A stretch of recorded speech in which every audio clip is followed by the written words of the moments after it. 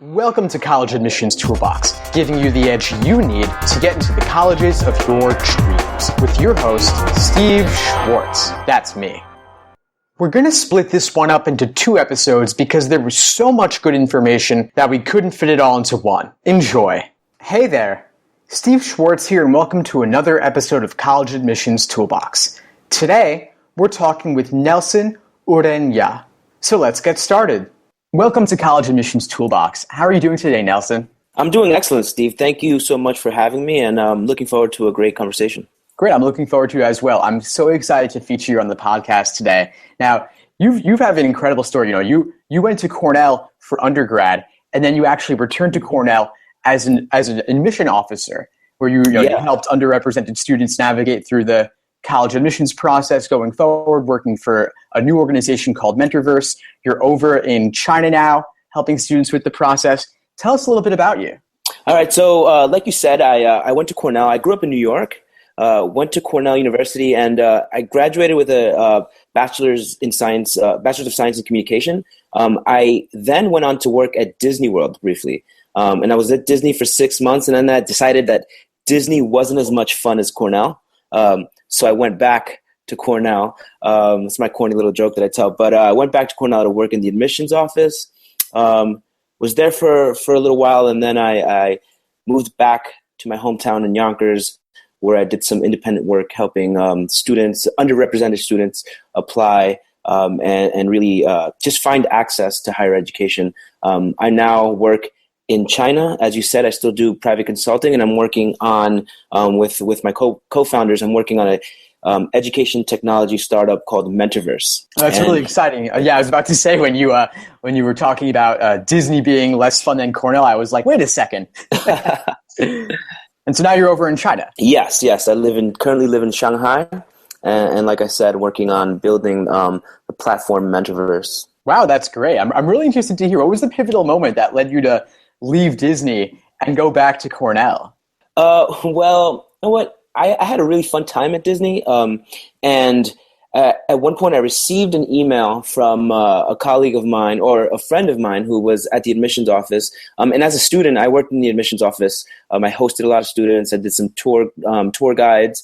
And I was sort of an ambassador with the Office of Multicultural Recruitment. And the woman who had the position that I ended up taking prior to me, she was leaving to pursue her graduate degree. And she sent an email to a listserv that I was on, and I responded, and she thought I'd be a great candidate, so I applied, and I was offered the position, and offered a lot more than Disney was offering at the time. Yeah, so that's it. Are you still there? Yeah, I'm here. Okay. Well, that's great. So you got the email. You were like, you know what? Disney's good, but I love Cornell. You'd been an ambassador. You were really passionate about the school. Why were you so passionate about Cornell? Well, it gave me a lot of opportunities that I wouldn't have had otherwise. I grew up in a low-income family, and my mother, it's just my mother and and I have 2 older sisters. And at that point, neither of them had gone to college. And Cornell was really appealing to me because it offered me the opportunity to pursue my education, and they were able to meet my financial need, which was really important to me because otherwise I would not have been able to attend college or really cover my expenses without having a massive amount of loan money. And so for me, that was what really made Cornell, what makes me passionate about having gone to Cornell, and what sort of why I'm so thankful and grateful to the university.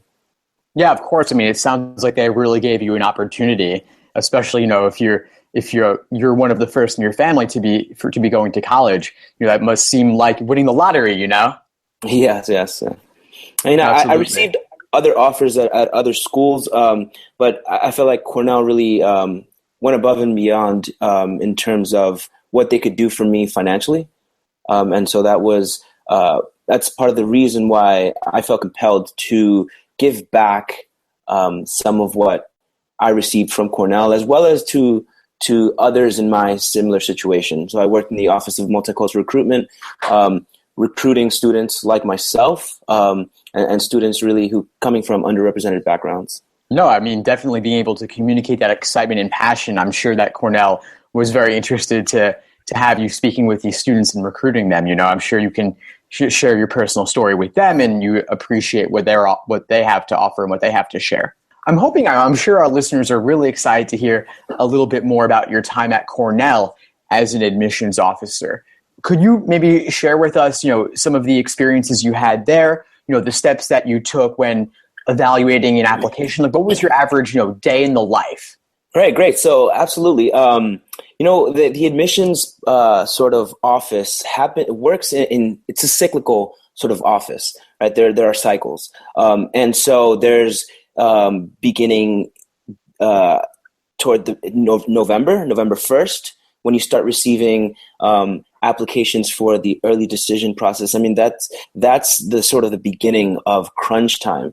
And so during that period of time, it's really getting into your office and receiving a stack of papers with student numbers and logging into the system and pulling up applications. And pretty much all you do all day long is read applications throughout the week. And then at the end of the week, we'd come together as a committee, and in those committees are other assistant directors, and they've read a certain number of files, and in those committees are really where the decisions are made.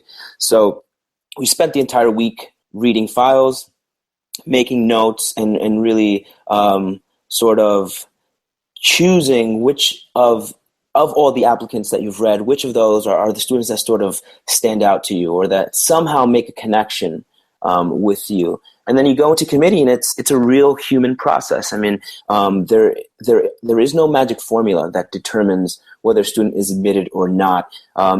Each student's application gets read completely and entirely, and then the admissions officers kind of duke it out, for lack of a better word, and it can get really heated sometimes. I remember plenty of times where in my role, I was sort of an advocate for students who come from underrepresented backgrounds. And so for me, I really found a connection with students who perhaps didn't have the best test scores, but really had something else that made them stand out, and highlighting the adversity that these students had to go through, and the accomplishments they have had up until that point, given their adversity. So that was sort of what I felt was important for the person in my role. But every single admissions officer has their own sort of biases and their own ways of reading an application. The admissions office comes together in a committee at the end of the week. Some students are, a very few percentage of students are clear admits, and there really is no question they're at the top of the pool. But really, admissions officers will spend the most time with the rest of the pool, whose applications sort of highlight an important part, an important factor of that student's passion or of that student's profile that makes them a good fit with the school. As I mentioned before, all admissions officers have their own biases. My role was to sort of advocate for students of color and underrepresented students. And so for me, it was important to highlight and to make sure that my colleagues understood that although a particular student might not have had the most impressive test scores, that there were other factors in their application which made them a possible good fit for the university. I also sort of made it my point to highlight adversity. Students that had overcome lots of adversity, be it poverty or attending a school that was under-resourced, and sort of highlighting the achievements that those students had made within the context of the schools that they attended and the situations that they were living in at home or in their communities. But all admissions officers sort of have their own biases, which is why the process is really dynamic and human. There's no formula, as I said earlier, that can determine whether you'd be admitted or not. It really is about, do you seize the opportunity in the pieces of the application where you can give your own voice? Do you seize that opportunity to connect with the admissions officer in a way that highlights your passions and highlights the accomplishments that you have had, as well as what you would bring to the campus? And sometimes it's really easy to sort of tell what a student has to offer based on the level of involvement that they've had previously in certain activities, as well as just their ability to communicate their passions through their writing. So that was what it was like during the application season. But really, no 2 days in an admissions office are the same. During the admission and application season, you're reading files, reading applications, making decisions about students. And then once that process is over, in around April, then it comes time to work on yield. And so for those students that are admitted, we hold admitted student programs. Again, since I worked in the Office of Multicultural Recruitment, I coordinated what we called at Cornell Diversity Hosting Weekend, where we brought students from all over the world to stay on campus for a weekend, 2 weekdays and a weekend, and give them the opportunity to experience life at the university. So after sort of that process, students have until May 1st to decide if they're going to attend the university. And then once those students have made their deposits, we figure out sort of what the university's yield is and if there's a need to utilize the waitlist. And if there is a need to utilize the waitlist, which means that of the number of students that were admitted, not enough decided to enroll, then the university would go to the waitlist and engage in sort of a second round of reading applications and reading students and trying to pick from the students that have been offered a spot on the waitlist, oftentimes meaning that they were good enough to be admitted, but for some reason they just were not admitted. And so have a look at the wait list and offer some admissions to those students on the wait list. And then the process begins all over, begins the recruitment season. And therefore, during the recruitment season, it's possible that I wake up in New York. It's possible that I wake up in California. It's possible that I wake up in Orlando, Florida. So we did a lot of traveling. And because my role was in the multicultural recruitment area, I connected with individuals around the country who were really advocates of higher education for students who did not really have access to higher education, or maybe who attended schools that were under.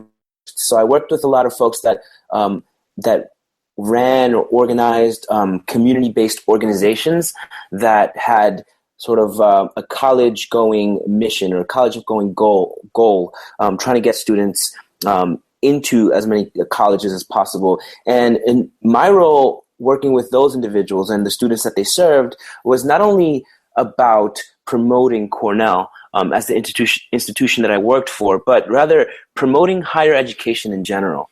I met with a lot of students who had never even considered the possibility of attending college. And so for me, it was really, really important that we really highlight that they do have the chance to attend university, whether that's a 2-year institution or a 4-year institution, letting them know what the steps are along the process. And of course, as well, letting them know that Cornell is an opportunity that they can pursue. So traveled around the country, meeting students, meeting counselors, meeting leaders of community-based organizations, meeting parents, and really letting them know what the college process is all about. So that happens beginning at the end of May, I would say, all throughout the summer, as well as the beginning of the year until about October, when we begin getting ready for the admissions process again. So, like I said, no 2 days in the admissions office are the same. I know that's a little bit cliche, but it's really true, especially in the world of admissions. And really, at Cornell specifically, it was sort of cyclical. You begin 1 year with the recruitment season, and it goes all the way through the application season, and then recruitment season starts all over again. The days that I actually was at Cornell, I also managed a student group, and I was their advisor, and their role was to help the university recruit students of color. So they were ambassadors for the university, particularly in the multicultural recruitment area. So I was an advisor to that organization, as well as I was in charge of setting students up on their visit to Cornell. So if one of you had the idea or had the intention of visiting Cornell, you would contact my office and probably get in contact with me or another one of my colleagues, and we would help you find a student in whose room you would be able to crash for the night or two that you are on campus. Wow, Nelson, you just took us through the entire year of admissions. We know, of course, it's cyclical. There are seasons. I think the seasons that our listeners are going to be most interested in are really, the initial application round when you're reviewing those applications. Obviously, some applicants are clear admits, maybe based on their GPA or their test scores. But there are those other applicants where maybe you're kind of on the fence. You've got your particular passions, and you've done such amazing work, improving access to education for folks who ordinarily might not get that voice. You have your particular bias based on, the fact that you were working in the Multicultural Office of Admissions, and that was your task. And obviously, you have your personal background as well, the story that you've been through. But I'm wondering, I think our listeners are really curious to hear, what were some of the other biases that you saw in the office aside from that? Were there certain admission officers, what were, you don't have to name names, of course, but could you just give us some examples maybe of other things that you saw? Yeah, of course. Well, I'll give this example. The College of Agriculture and Life Sciences at Cornell was the first college that was founded at Cornell. Actually, the curriculum, Ezra Cornell and Andrew Dixon White had a lot to do with actually building that curriculum. And it was primarily a farm. And so the university began as a farm. And so the director of undergraduate admissions in the College of Agriculture and Life Sciences had given sort of the directive to all of us reading files to that college saying, this year we really want to focus on finding students that have had some experience working on a farm or with farm animals, because that's sort of a connection to the sort of roots of the university. And so that was sort of a bias right there that not necessarily a bad bias, but really wanting to find students that had that sort of connection with the university. I know other colleagues that had a bias against privilege. And so if they sort of read in the essays or anywhere in the application that a student had a lot of sort of access to things that other students did not have access to, and were kind of a little bit arrogant about it in the way they came off, then this particular colleague of mine didn't really connect well with those students. So that's another one that I can remember off the top of my head. That's all I could think about at the moment. But it's sort of the personal sort of experiences that a student conveys that sometimes connect with a particular admissions officer. One of my colleagues who worked in international admissions really had that knack for understanding different curricula. And so her sort of bias was good for her because that was her role, working with international students. But she really sort of enjoyed reading applications from students whose curriculum was totally different from what we understand in the U.S. So, for her, students coming from sort of these alternative education backgrounds were really interesting. Wow, those are some great examples, Nelson. I'm really surprised to hear about the farm example. That's something I bet our listeners, weren't expecting for sure. But yeah, it's the sort of thing where, they're going to have, all the admission officers are going to have their own biases. And, if you're from a farm and the farm guy's reading your application, maybe you get a little bit of an extra boost. Or for the who's passionate about alternative education, same thing. So those are some of the, that's kind of the insider's view. Wow, I'm really, really surprised to hear that. Interesting stuff. Right. And I think the way that the process sort of balances itself out is that no one person makes the decision. It comes together, or at least at Cornell, admissions officers come together in a committee, and what tends to happen is we learn each other's biases, and so we account for that in the process.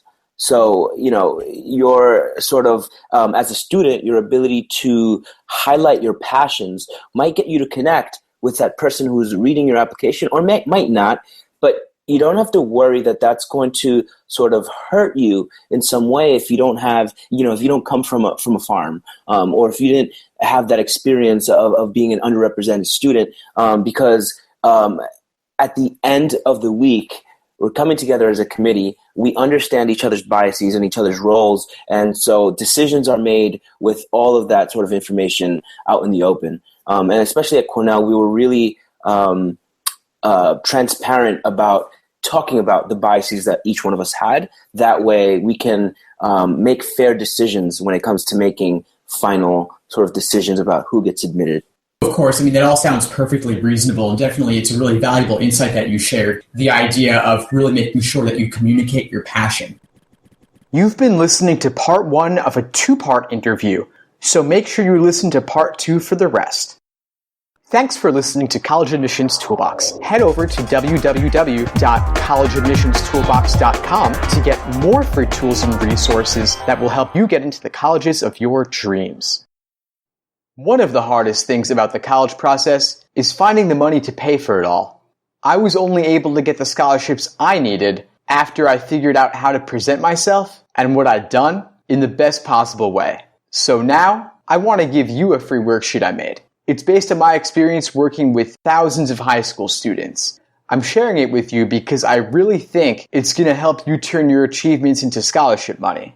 So get your free worksheet at www.collegeadmissionstoolbox.com/scholarship.